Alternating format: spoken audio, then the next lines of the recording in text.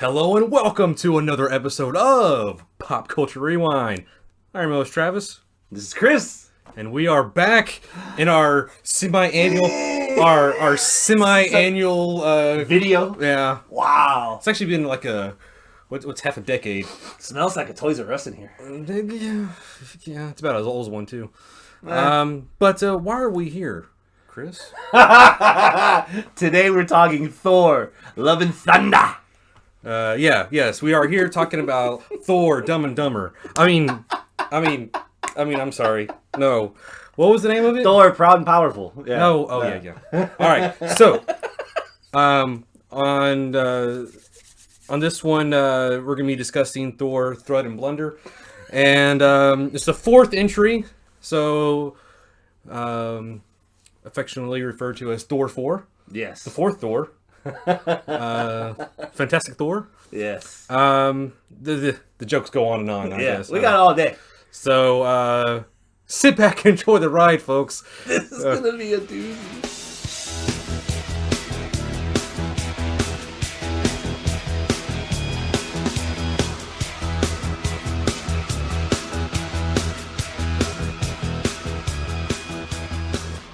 Now, we are assuming that you've seen the movie coming into this video. Yeah.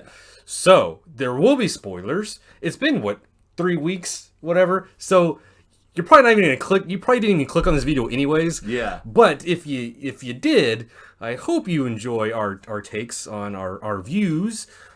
Or if you're looking for an opinion before you make a decision on whether not to go or not to go, then you watch us. And again, if you're going to do that, again, spoiler alert. Heavily. Now that we got that out of the way. Yes. I in Pop Culture Rewind tradition, I do like to dip into the details of the movie. I like to do budgets and box offices. Numbers, baby. Yes. All right. So Banker life. Yes. So how did this movie do? It had a budget of $250 million. So far in the box office, 276 in the U.S., 322 million in an international. So for total worldwide, $598 million. So it's made his money. It's made his money back. Would you call it a smash hit? Probably not. I would call it a success. Success, yeah. It's there. Now, there's reasons probably why it's not as as some movies. Like what was the last Spider-Man? No Way Home. No Way Home. That was like $1 billion movie. Yeah. This isn't No Way Home. Yeah. I thought you were gonna go under Lightyear, for example. It had like a 5-second scene or 6-second scene of two women kissing, and because of that being left in the movie, it was banned from certain countries. I wonder if you had the list of the countries that did refuse Love and Thunder for whatever reason. Was this movie banned from certain countries? Let's say China. Because I know No Way Home was. No, I'm sorry. Multiverse of Madness. That was banned in several countries. And again with Lightyear and so Disney. That was most for the gothic stuff, for like the satanic kind of the zombies and things like zombies, that. Yeah. And the whole witchcraft stuff. Basically the whole movie, essentially. Yeah. All the good bits. I don't know if this one was banned in any countries, but regardless, it still made its money back and then some. So yeah, good on them, I guess. Real quick, just want to go over some plot points of the movie. I see what you're doing there, because normally in pop culture fashion, we either start with the good and then go with the bad, or then we do good, bad, and ugly. But we're not doing that right now. You want to just go into the notes into the story. I was trying to make notes. I was trying to break it down with the pros first and then the cons. It didn't work out very well. Everybody wants to be a Decepticon, so the list is long. A lot of cons. Okay. So here the movie. There's 3 things this movie's about. Okay. Number 1, it's a self-discovery for Thor, right? Yes. It's his whole journey. This is his ADHD post Endgame. Sure. Another plot point for this is to reestablish Jane Foster into the MCU, where she's been, what's going on with her. And then 3 would be this new villain, Gore, the God Butcher, wants to kill all the gods. And as we've seen lately in the MCU, there's a shit ton of gods. Hey, we didn't rehearse that, folks. We still got it. Yeah. Anyway, yeah, so that's kind of what the movie's about, essentially. Yeah. If you break it down, that's all that's going on in this movie. There's not a deep, philosophical movie. It's just not, I don't know. It's... out of the 3 topics that you don't need a lot Thor of brain movie, cells to watch this movie. Out of the 3 topics in this Thor movie, which one were you most interested in when the movie began? We had enough trailers. They teased a lot enough in the trailers for you to get your ass in the seat. You knew there was a villain. You knew Jane was back, and you knew Thor was with the Asgardians of the Galaxy. What of the 3 was it that got you motivated to watch this movie? Just Thor.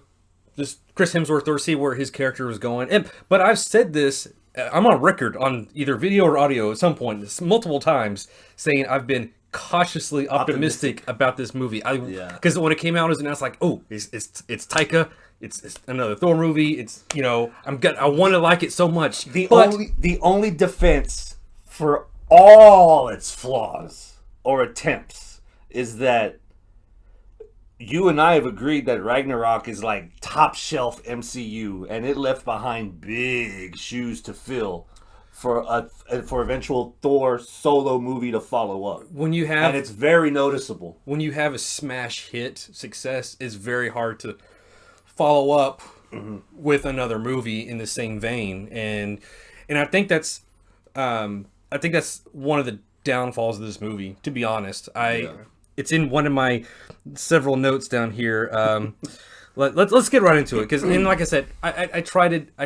Normally we do the pros first, but you know what? Let's tip the scales this week. We'll get into that later. Let's get into the nitty gritty. Let's get into the negatives, the cons, if you will. Just the not the good, bad, ugly, just the bad and ugly. Then we'll get into the good. All right. What's your biggest bad?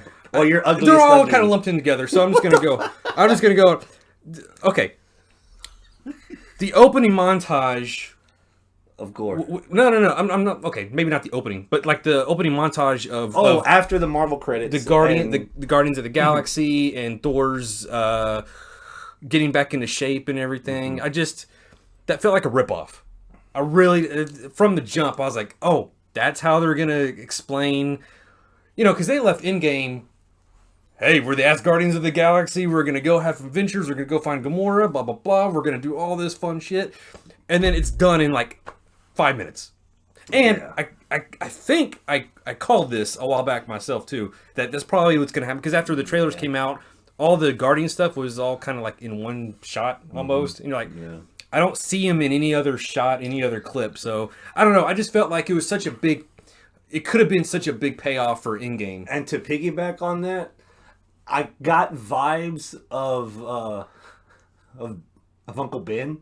Like, we've been watching this whole franchise.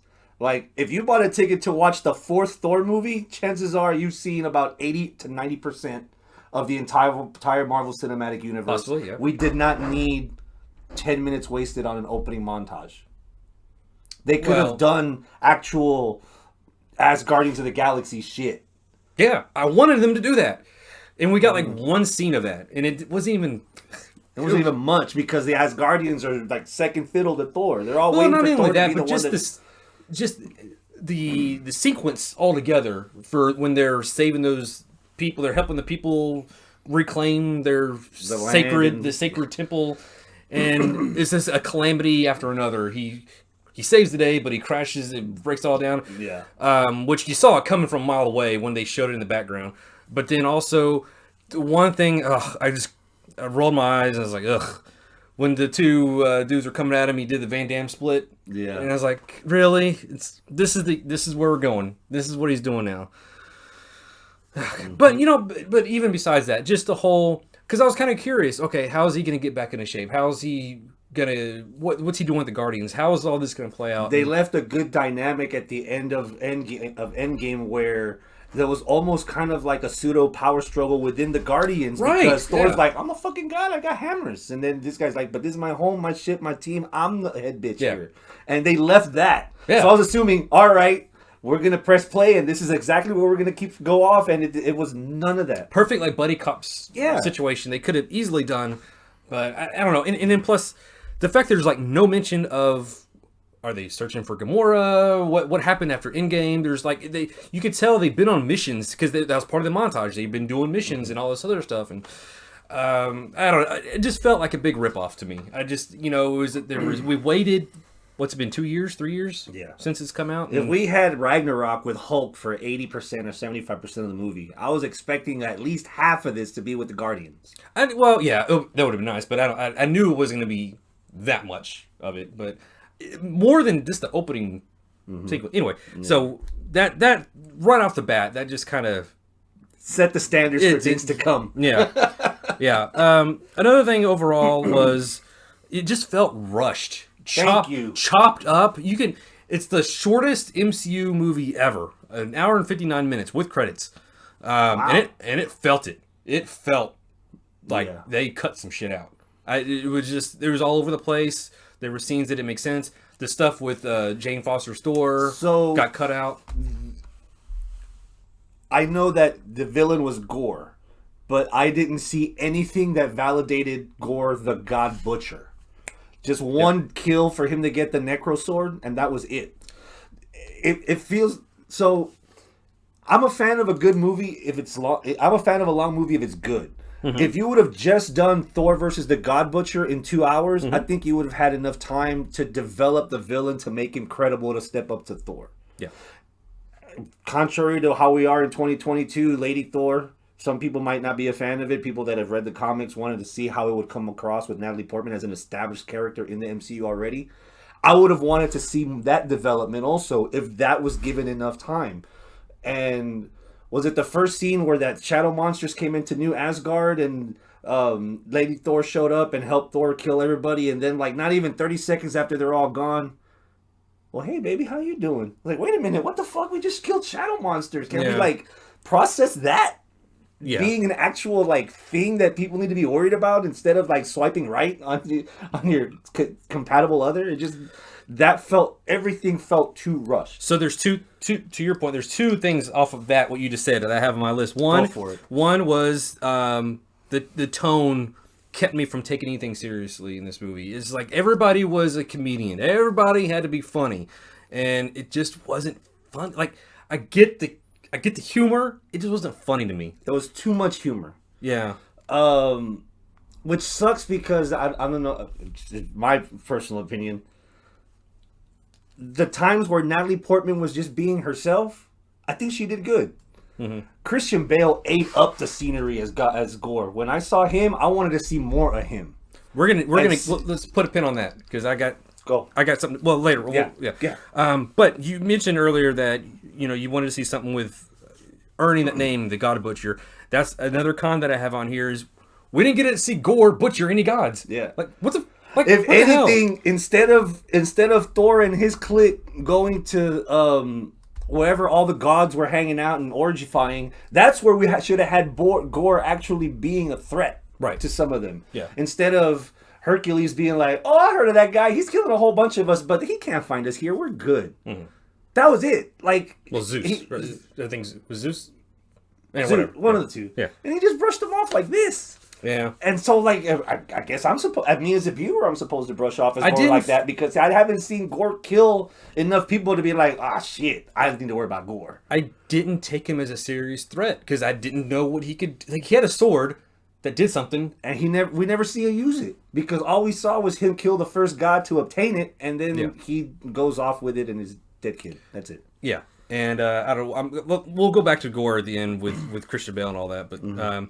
Another thing I really did not it was just annoying to me. This whole thing with Stormbreaker has feelings and he was jealous. It's a sentient being. It's a sentient thing, and he was I couldn't get it. He was like the jealous boyfriend or jealous girlfriend of Mjolnir or whatever. I don't know.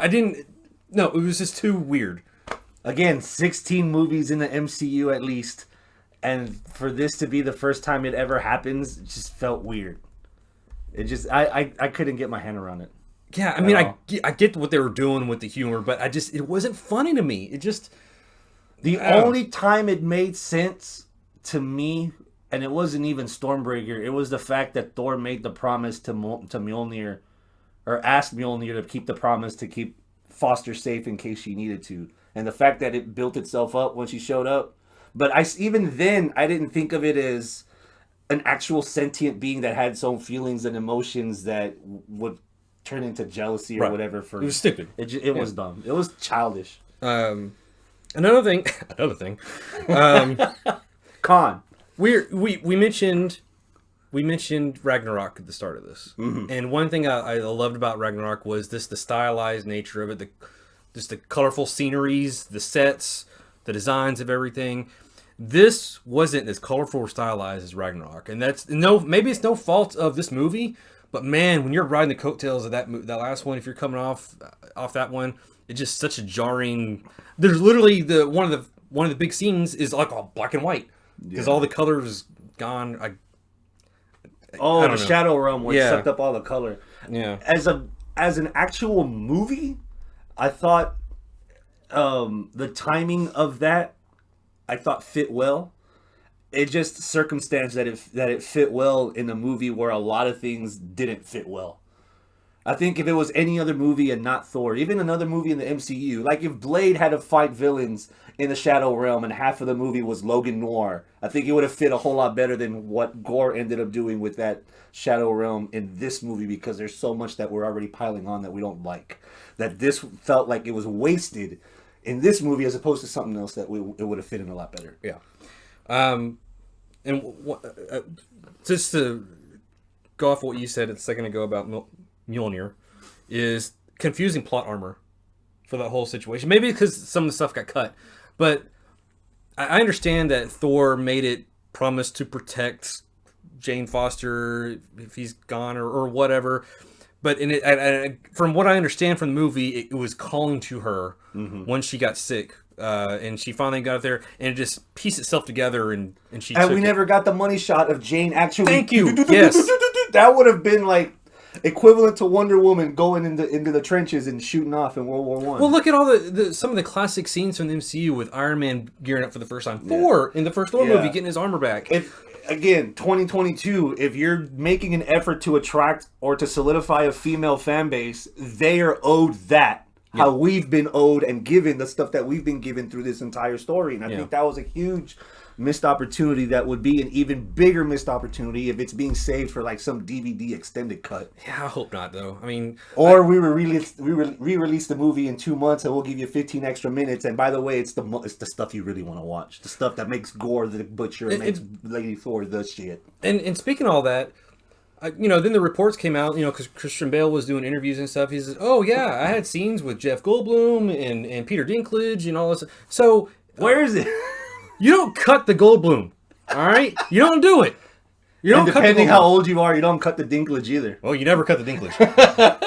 Tell you that. Again, the off cut, the half inch, half inch counts. Every half inch counts. I don't think we were recording at that point, but it's out there. Yeah. But then even Lena Headey from Game of Thrones, she was brought in as a character. She was. I don't know if. Oh, really? I didn't even know that. Yeah, Cersei. Yeah, she's. Yeah. So, there's so much like.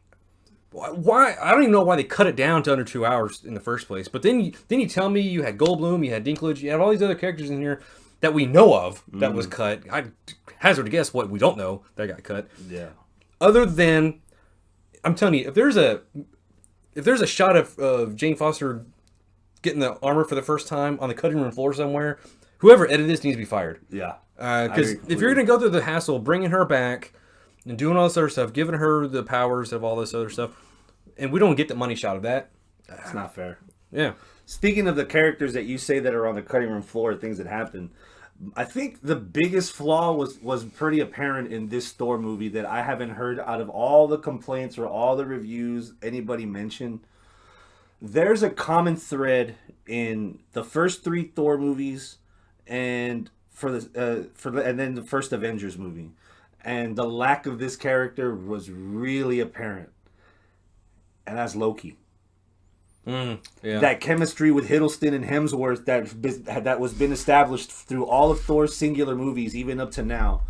And you could see that they try to make up for it when was it Zeus stripped Thor and he had all the Loki tats and again, if we're paying movie to watch an MCU, we're under the impression that we've watched most of the stuff before and including now in this day and age Disney Plus. So it would have been a nice little 30-second homage of like Loki and the TVA watching all the shit that Thor's going through and be like, I need to find a way to tell him that Kang is coming. Or some little nugget, because they kind of highlighted that in that 5-minute montage in the beginning, but that wasn't new footage. That stuff we already knew. That's not new Hiddleston. And that's not Hiddleston in his current state where he is in his own timeline in his own Disney Plus show. And if they're trying to thread all these things together from the network and from Hulu and from Netflix and from Disney Plus and from the theater into one big fuck, 30 minutes of Loki would have helped. 30 seconds of Loki somewhere would have helped to acknowledge that, oh, hey, season 2's right around the corner. Yeah. This is where we left off. And now that could be the plot of season 2 is Loki trying to reach out to any Thor from any timeline to be like, yo, bro, shit's about to go down. But it's still Loki. You probably wouldn't do that anyways. And it's fun. Okay, so I have some questions I got to ask. Oh, here we go. Why didn't Captain America get Thor armor in Endgame?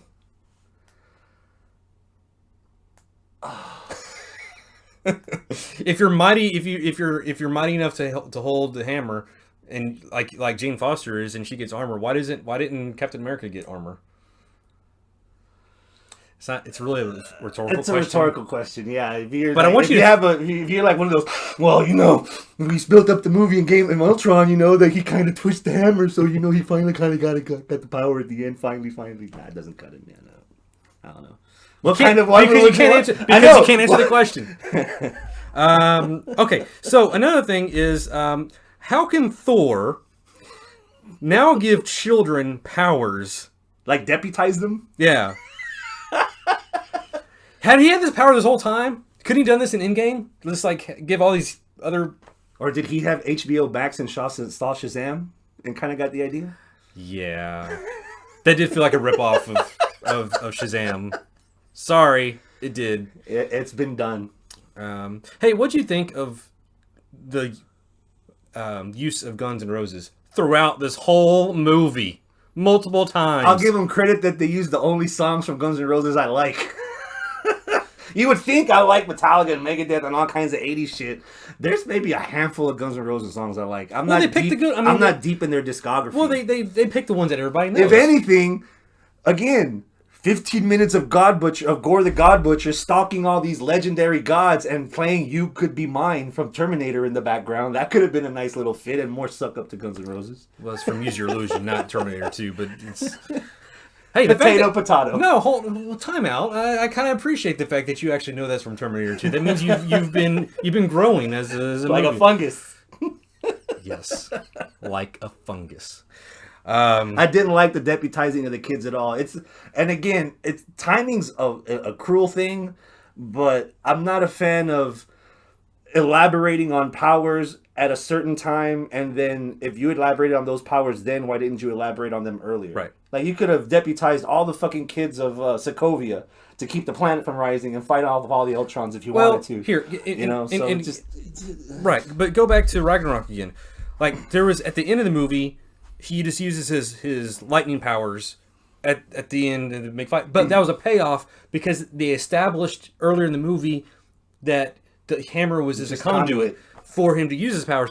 This was just, hey, kids, have my powers. It's just, it's one of those things. I was like, well, what? I didn't understand. Did I miss something? Like, what? How did he know he could even do that? No, you didn't miss anything. Yeah.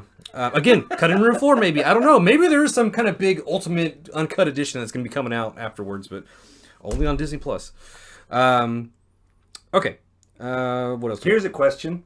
Okay. If Gore the God Butcher made the request at Eternity to sacrifice his life to bring his daughter back to life, why couldn't Thor make the request to save Jane Foster at his expense? If he loved her so much. Right. Well, that's a good question, but I actually had something in regards to that. Was if they knew about the doorway to eternity and all this other stuff before, and they had the key to it and all this other stuff, then it's gone there after Endgame or after Infinity War. Yeah. And just, hey, you know that thing that Thanos just did? Just wouldn't worry about that. No, you can't do that. Okay. Oh, it's just a myth. Okay. Oh, it'll be real in 4 movies. Okay, we'll wait. Yeah. It just seems very convenient. It's almost like the Dragon Balls now that Eternity's become. So after Kang kills everyone in every timeline, Thor's kid could just be like, "Can we just reverse all that?" Sure. And then, here goes the next franchise. And there we go. Yeah. So is there anything that just really stood out to you that you just did not like that we didn't already cover so far? It's a lot we've covered. It's like 20 minutes of bashing this movie.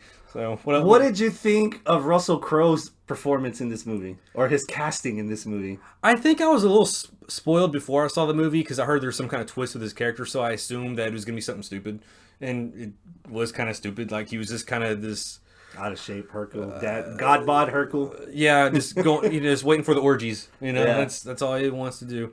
For that, though. It's funny because I thought about it.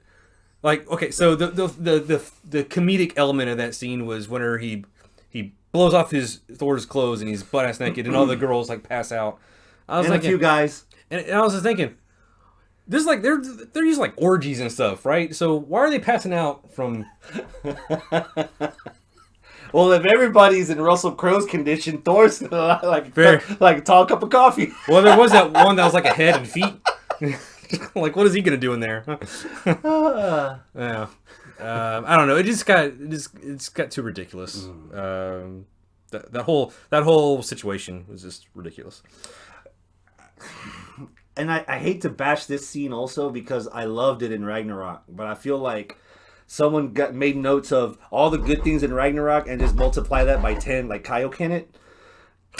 Matt Damon and the other actor that do the little plays, I was like, that was a nice little 2-minute nugget. But him to for that character to be later on, I was like, oh, I know this is gonna be okay, but should we be taking notes so that we can do this as a play in the next month or so? It's like, you ran the joke. You're killing it. Yeah, you're killing it. You ran the joke out. Yeah. But yeah, that's Chris Hemsworth's brother is the other one. I think it's, I can't remember if it's Luke or Liam. It's one of them, but whatever. It doesn't matter. Okay, so I do have a couple positives.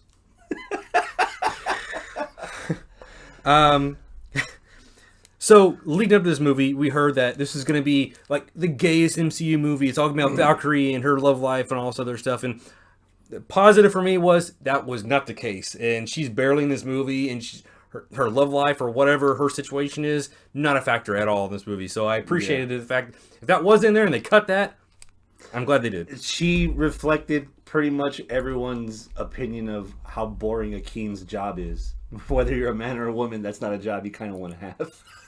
Yeah, I mean, that was another thing. It felt like her position was too political that she couldn't do anything she's real. A warrior, and she's a warrior, and she's not used to parchment and pen, And and you could see her struggle. Like that was even, dude. It felt like Valkyrie got as much of investment in her character that Gore and Lady Thor did, and she was only in it for literally a cup of coffee. Yeah, well, and that was another thing where it just felt like everything just felt like it was off screen, and we just caught the end of it. Like one of her first scenes after that first shadow monster fight scene, she's like, "Yeah, I resigned. Whatever, they can have that. I need to get back in the battlefield or whatever." It's like, okay, well, we saw none of your struggles that you had as the ruler of New Asgard.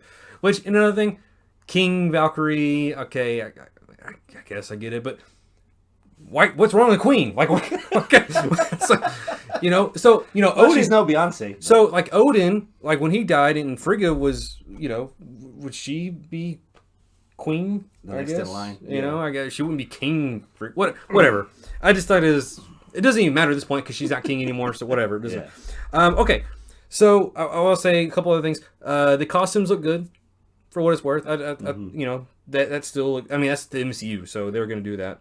I enjoyed the post-credit scenes. The first one with the introduction of Hercules. And then the other one with Natalie Portman going into Valhalla. Which, do you know the story? I mean, you know where that's going? No. Do you want to know where that's going? I would like to. I have a blank guess because you know how they do in all these singular movies. They said Thor will return. They never really made clear which Thor. No. Well, at this point, would you rather see another Chris Hemsworth play father, or do you want to see Natalie Portman's character actually get her due in the next film? See, none of them. Can I get another option? Here's a negative I didn't like. The kid at the end, right? Actually, no. She didn't bug me a lot. She didn't bug me yet. No, I didn't have a problem with the kid. I had a problem with the situation. Like, I don't want to see Thor growing up with a kid. Yeah, that's just me. Yeah, save that for the God of War franchise. The Mjolnir had like tassels on it. It was like there's crayon drawn on the side. It was like, come on. What I didn't like was the Thunderbolt as an actual weapon. Like an actual, it was corny, just a piece of metal. Like, I figured you're gonna have all that CGI, make it be like an actual live wire looking thing where it's constantly, perpetually awake. Yeah. Especially if fucking Stormbreaker and Mjolnir have feelings and jealousy and all this, and then you just got this gold metal rod just like this, and then standing it up as like a fucking jack. Like, you could have done more with that weapon.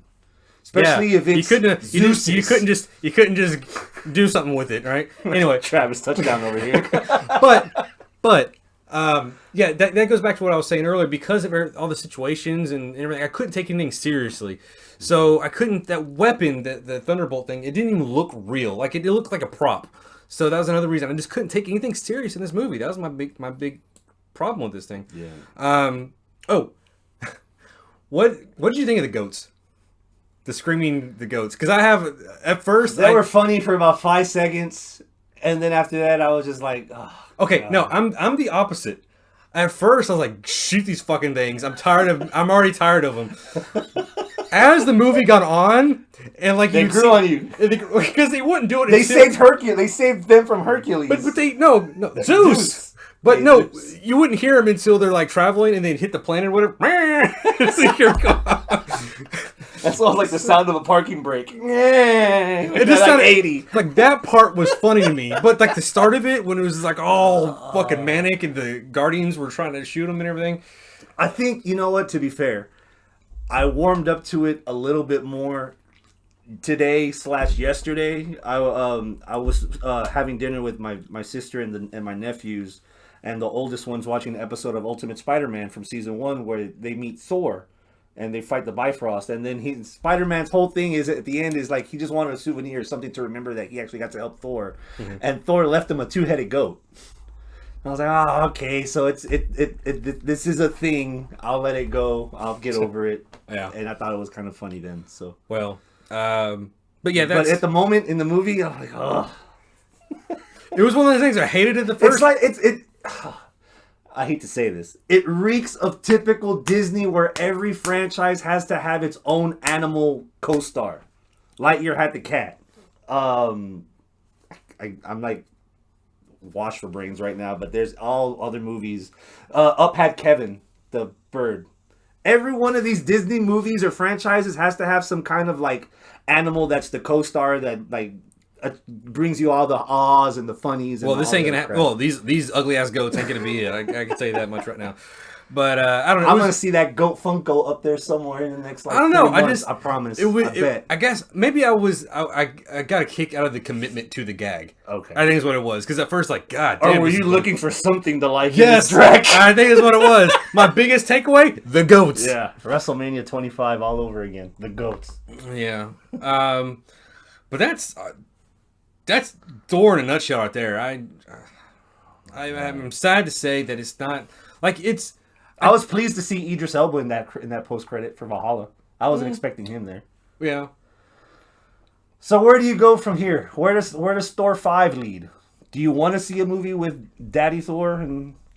Not really. Because we've got the kid in Hawkeye, and we've got the kid in Black Panther, and now we've got this kid in Thor, and Ironheart's being introduced.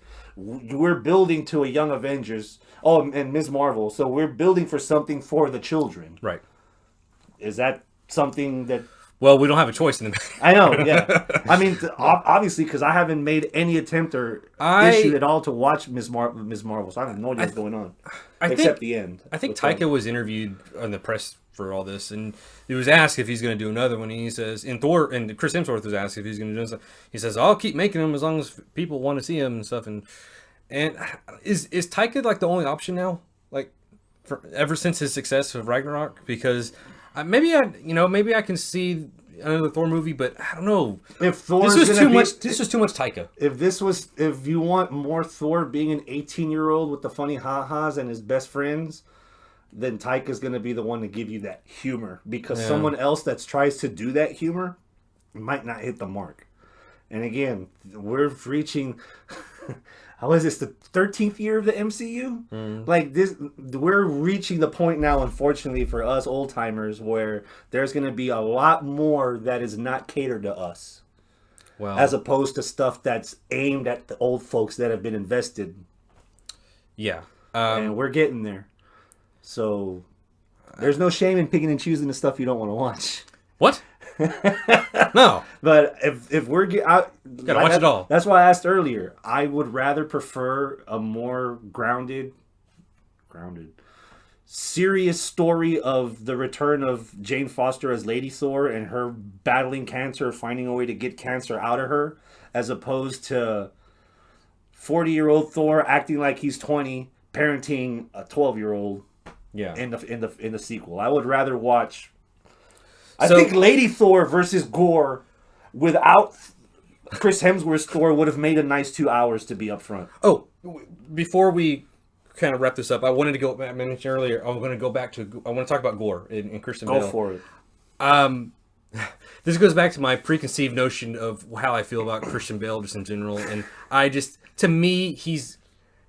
I don't know. I think he's a little overrated. I'm sorry. But Psycho. American Psycho? Yeah. Okay, so he's fine in that, but he's not your Batman. Ever since the Dark Knight trilogy, I'm done with him. I don't know. And to me, he kind of hammed it up too much in the scenery. I know you said he owned the scenes and all that other stuff, and yeah, I guess. But I mean, what else? Maybe that's me comparing his performance to the rest of the movie. Maybe where I wanted. I mean, it's hard to say this because we just got serious movies with Endgame, and then with with Infinity Wars, and then with Endgame, and then with Spider-Man mourning the loss of Tony Stark, and then Guardians mourning the loss of Gamora. That we've had too much serious, and we needed something to pick me up, but. Everyone deals with with grief differently, and even in this movie, I don't think Thor dealt with his grief of losing. If you're a warrior, even if you win round 2, you're still going to be pissed that you lost round 1. And the fact that everything happened with him losing his brother and him losing the first round to Thanos, I think that there was some substance missing from Thor's story in this movie that I don't think a montage or a memory or anything really refilled. I think that's still left on the table that needs to be addressed somehow. Maybe they save that for the Loki series. If they reunite. This movie, it just made it. We're past all that now. You can't go back. I mean, it is what it is. He's apparently over all that, But yeah, they did make him pretty fucking stupid in this movie. Like he's just a dumbass in this movie, pretty much more so than he was in Ragnarok. Yeah. So I don't know. But anyway, yeah. So for Gore, I've heard good. A lot of people saying he made a good villain and all this other stuff, and I didn't, because maybe it's part of me is like I don't know what the fuck Gore was.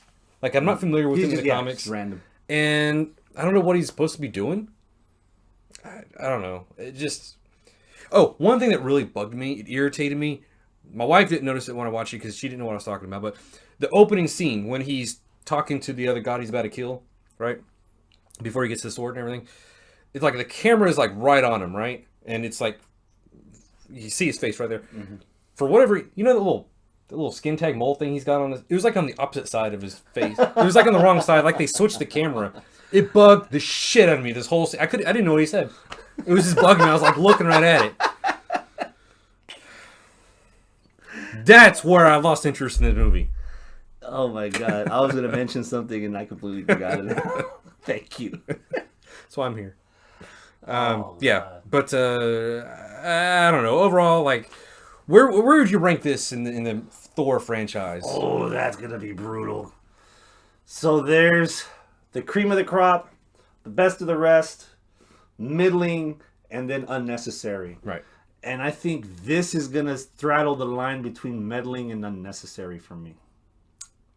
Yeah. Unfortunately. So what's your favorite? Like, is Ragnarok do you put Ragnarok on top? If I'm going cream of the crop, I'm going in no particular order. Spider-Man. No. I'm just talking this Thor. Oh, just Thor? Just Thor. Ragnarok's cream of the crop. Right. Dark Elves or Dark World is like the top of meddling, I guess.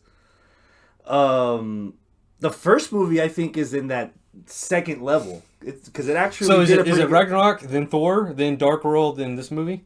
Dark World, and then leave room for the next 2 or 3, and then this one. Then this one. Okay. Yeah. Oh, this is what I meant to ask. Do you like how this is the second time, again, a parallel that I noticed from Ragnarok, where Ragnarok, the whole time, Thor's worried about, we need to do this and stop it from happening. And at the very end is like, God damn it. The point is we're not supposed to stop this. It's supposed to happen. We just need to leave the fuck out of here. Did you like the transition from Gore's like, I need to kill all the fucking gods and kill eternity, and then when he reaches eternity, he suddenly turns face and goes, just give up my life so that my kid can live. After all the, did it not matter to you because there was no investment in him through the movie? It didn't pay off for you. My initial reaction was, it was a misconception for the whole movie. Like, the whole movie, they assumed that he was going to use eternity to kill off all the gods, but in actuality, the whole purpose was to get to eternity so he could get his daughter back. Mm-hmm. But apparently, I was wrong on that, and apparently he was going to do all that until he saw the love between Thor and Jane, and then that's what made him change his mind. Yeah. Again, it's the Thunderbolt. Nah. It's, I don't know. Like you said, I had no investment in that character at all. I'm sorry. I kind of feel like in hindsight it would be worse if there is an extended cut that gave us everything we needed in the first place, because we should have fucking got it in the first place. Yeah. I'm still baffled by the editing. Yeah. I don't understand There's half of this movie, I don't understand why we got it. I don't know why it's so short. Yeah, I don't know why it's so short. Whatever. Did they not have faith in the movie and they wanted to get as many... Black Widow should have been short. Shang-Chi should have been short. Eternal should have been half of what it was. Eternal should have been on the whole thing should have been on this should have been a little bit longer. Yeah. There's stuff here that I really was interested in watching develop that I never got. Yeah. Hey, what'd you think of Jane Foster's trying to come up with a catchphrase? It's kind of funny, right? It was almost redeeming, because to be honest, she'd been missing for some of this Thor timeline, let alone Avengers timeline, that I needed a reason to care for Jane Foster's character in the MCU, and I think that kind of got me into it. The only touching moment in the whole movie for me was at the very end when she's like dying in his arms and she like whispers like what her catchphrase, and he's like, "Oh, that's a good one." That's the only way that could have worked, because and you wouldn't have gotten that emotion if you wouldn't have had that hour and a half of her failing miserably at some of those goddamn puns. Oh my god! Halfway through, I was like, "Just die already." But then she got it at the end. But and she did, and like you said, that moment played a big part in Gore actually making us try to give a damn about him. Yeah, didn't work for me. Well. But I don't know, the Jane Foster stuff. I mean, they did for the most part stick to the comic books pretty well. Like, although in the comics, she's like really off. Like, she's all the chemo. She doesn't have any hair in the comics. She's got the little do-rag going.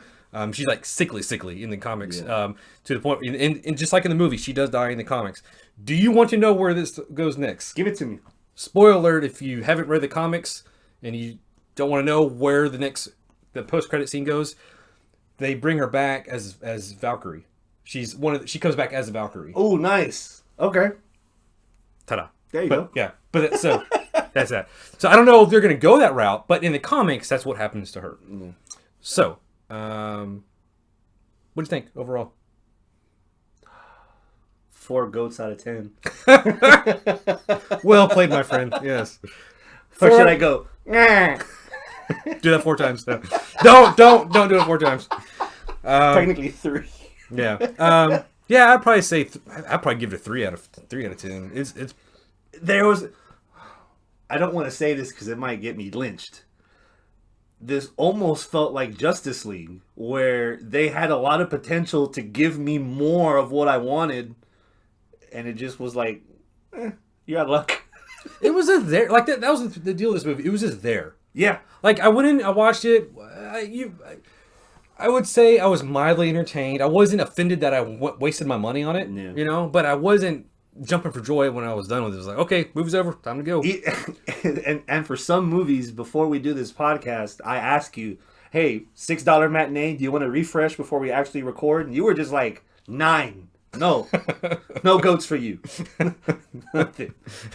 I disavow you and your goats. All right, so on that, so Rotten Tomatoes, critics gave it it's a 67%. That's about what it's worth. Yeah, audience score 78%. So audience actually likes it more than the critics. I got to side with the critics on this one. Yeah. IMDb gave it a 6.8 out of 10. So That's being a little generous. I think it's a lot of hardcore MCU. But you would think faithfuls. You would think at this point, 19, 20 movies in, we're brainwashed that we're giving everything the benefit of the doubt, Yeah. and you're like guaranteed at least the 8. Yeah. So the fact that this isn't getting that, it's pretty much like the coming down from the high. Here's the thing. You know when a movie's doing good because of word of mouth. You hear people talking about it. It's in that was Ragnarok. Ragnarok grew. Yeah. In its release. It's in the first what's couple the of weeks. phrase? What's the phrase? It's in the zeitgeist. It's everywhere. People talk about it. You hear about it. This one, it's been out for 3 weeks. Nobody's talking about it. We've already moved on. Yeah. Yeah. Why are we doing this? Why are we recording this right now? I don't know. We've already missed it. Nobody's gonna listen. No one's gonna watch this. But I'm sure that's not going to keep us from watching everything else, because the next time that we record, we're going to talk about Phase 4, Phase 5, Phase 6, Phase 7, Phase 8 of the MCU. we might even be wearing the same clothes. Or backwards. Who knows? I'm sure you could fit in this. I'm not sure if I could fit in there. No, I'm not touching anything that you're. Yeah. All right, so I think on that note, we're gonna call this one a close here. Yeah. So what'd y'all think of Thor, Blood and Thunder, or whatever, Dumb and Dumber, and Guns N' Roses. Guns and Roses. Yeah, that was my first one, was Thor, Guns and Roses. So what do you think? Leave a comment down below. Tell us what you think. If you would be so inclined to hit that like button as well. Mm-hmm. And even if you don't like the review, as long as you give a like on the actual button, you can talk trash on the comments all you want. yeah, comments makes the thing go up. Yeah. Right. Makes it more. It's like Blue Chew for YouTube. On that note, always remember to pop your culture. I don't know what this is for culture. I'm done.